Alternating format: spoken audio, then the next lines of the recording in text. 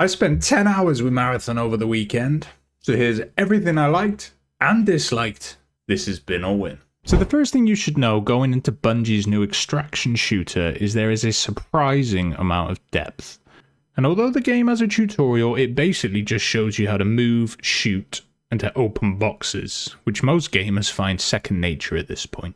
There is in fact a lot the game doesn't tell you, and that you might not fully grasp if you only play for an hour or two. If I reviewed this game after my first game session compared to what it is now after my third, I would have had two completely very different perceptions of the game. For example, there isn't any guidance around everything you can potentially pick up, what they look like, or what most of it even does. You eventually just start figuring it out the more you play.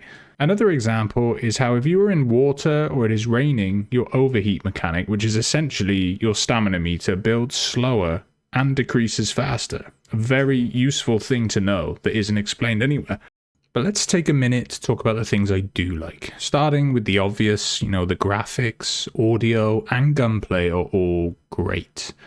Bungie are veterans of this genre at this point, so to be honest, I didn't expect anything less. Guns feel great to shoot and feel different from one another. And on that note, there is a surprising amount of guns at launch, 28 in total. Now, I didn't get to see even half of them in the server slam, and I'm not sure whether that was intended or some of them are just higher tier loot, but to be honest, I was grateful for that because there was enough to take in as it was. Another thing that might surprise people is how slow paced the game feels as a whole, and this is intentional. From your walking speed to how much heat a single slide can build up, I personally like this. This isn't your kind of cracked multiplayer shooter. You're not sliding or jumping around corners. It's very intentional and methodical. A lot of players have voiced their opinion on how there wasn't enough PvP opportunities in the game, but honestly, the more I played it, the more I realized this isn't a guns blazing kind of game. I had some PvP moments that lasted for multiple minutes and involved repositioning and sometimes even stealth. There is even a shell designed around evasion and stealth because not every battle is going to be good for you, nor can it be won. Your main objective is whatever contract you've accepted from one of 6 factions, which all have great voice acting, lore, and gorgeous visuals. Each faction can be leveled up, they offer different rewards, and essentially their own skill tree paths. And the actual gaining and losing of your loot feels more like a secondary concern, because even if you die and lose everything you had, but still completed your contract, the progress with that faction stays, and you potentially unlock some things like a weapon or medkits, etc. anyway. I think as a whole, losing your loot isn't the be-all and end-all compared to other extraction shooters, as each faction has an armory where you can simply buy things anyway. It's not the ideal way, though, as the currency you use to buy things from the armory is the same one you progress through your skill trees with, and that you unlock permanent upgrades and stuff like that. But if you do have a favorite gun, or you were completely out of meds or shield recharges, then the option to buy them is there. If you do die, you're also given a sponsored pack by one of the 6 factions. It seems random. And in them, they have a basic gun, some heals, some shield recharges, as well as an ammo box. And that's it. It's very bare bones, but it's free. And it means you ultimately have nothing to lose on a run where you're using one of these. So moving on to potentially the biggest criticism of the game, and what I think is a pretty unanimous opinion from all players, is the UI. When you first start playing, it is a bit of a headache. The codex, for example, which are essentially your challenges, are a tab within a tab within a tab. I felt like I didn't want to look through them because of how disjointed and scattered it all felt. The faction menus are the same. There are 6 factions, and they each have 3 tabs, so do the math. Now, at first, it was a bit overwhelming, but by the end of my third play session, I got to grips with it, but it still could do with Bungie having a look at it and making some changes. They have in fact acknowledged the player feedback around the UI, which is good.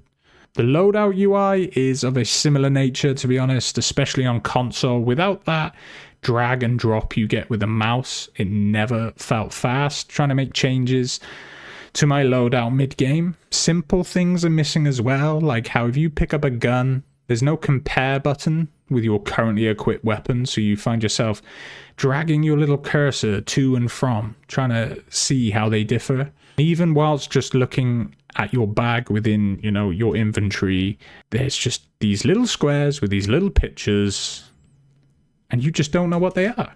And for a while, that's going to be the case. You are going to be picking up items and thinking, what the hell is this? But eventually you do start to learn what things are. But for casual, first-time players, that accessibility boundary could put a lot of players off. Like, if you have something in your bag, you can hover over it, and it will tell you what it is, what kind of category it is, or what it's used for. But if you find it as a single loose item, just let's say on a shelf, your only option when approaching it is pick it up. That's it. There's one button, pick it up. But if you don't know what it is, how do you know if it's even worth doing? And what if your bag's full? You can't pick it up. So then you can't hover over it to see what it is. And you're not going to drop something to then pick it up to find out it's useless to drop it again to pick up your other piece. You know, there needs to be some work around that. So looking at the runners, or I believe they've now changed it to shells. They're called shells. There are 7 in total, which are essentially, you know, the character you play as. They all possess an ultimate, an ability, and 2 traits, which of course is layering on a hero shooter aspect on top of everything we have discussed. They actually do feel all very distinct, and they vary from your assault type shell to stealth to medic to recon. Now the art style around the characters and the map and the weapons is going to be down to player preference. Some players just cannot get on with it and it's put them off completely. I personally don't mind it. If anything, the more I played it, it actually grew on me. So when you aren't fighting actual other players, trying to complete your contracts or just looking for loot, you will be dealing with an array of enemies. The main points of interest around the map have a number of robot type enemies, which are surprisingly challenging. I died to the NPCs more than a handful of times, and they are not to be underestimated. And I like that, to be honest. It really made you think about whether your squad is with you, or whether you should engage at all, depending on what supplies you have, or, you know, how valuable your current loadout is. Is it worth doing? And sometimes you end up just taking the stealth route. You're trying to exfil, you've got no meds. The potential danger of just these NPCs do add that tension. You know, that you aren't just, they're not cannon fodder. You're not just blasting through them to get to your extraction. And, oh, that's a player, you can tell because they're actually good at shooting. No. The NPCs will wipe you out. There are other creatures around the map. They are ticks, I believe, and they spawn from these nests until you destroy the nests. They're more of an annoyance, to be honest. But it does force you to make noise by shooting the nest, shooting these spider type things, potentially alerting your position to other players. You have things like birds on rocks. If you get too close, they fly off, again alerting other players. But one thing I didn't like is there is this plant that if you go near it, it inflicts you with poison or toxin. And it has a deceivingly long range on it. I think that needs nerfing. Because sometimes you think you're at a safe enough distance, or sometimes it's just hidden behind a rock as you're running past it, and boop, it gets you. Once poisoned by it, it drains your health by around 75% in my experience. And one time, both my squad members had died. I had no heals whatsoever. I was just looking to extract, and I had about 50% health. I accidentally walked by this plant. It poisoned me, it just slowly drained my health, and it killed me. Completely just ending the run. Which just felt bad, to be honest, dying to a plant after everything I'd been through on that run. Now, there is a single item I've seen which counters it, but if you don't have one, you're just screwed. But ultimately, we have an extraction shooter with enough depth that rewards players who can get to grips with it, and has a potentially very high skill ceiling. But it is Also nowhere near as hardcore as something like Tarkov. With hero shooter mechanics layered on top and solid gameplay, visuals and audio, after my first, let's say 4 hours with Marathon, I really began to enjoy myself and just wanted more. Yes, the UI needs some work and it doesn't do a great job of explaining a few mechanics. Loot can feel confusing for a while, down to you not knowing what it is, what it's for, or what things you are potentially looking for even look like. But once it clicks, it just feels good, man.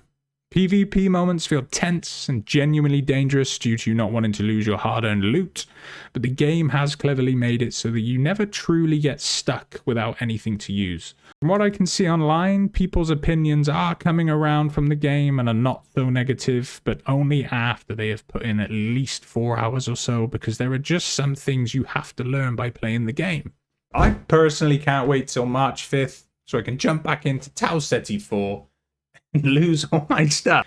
I'm going to be giving Marathon a win. I think if you enjoy extraction shooters or even just competitive first-person shooters, I think you genuinely will enjoy this game. It isn't perfect, and the art style is, let's say, out there, but as a whole, I think it's great. But let me know what you think. Did you enjoy the beta? Are you planning on buying the game? What would you like to see changed? And hey, thanks for watching. If you've made it to the end, a like really helps me out. If you want to see more of my videos, subscribe. But no, thank you, and I will catch you in the next one.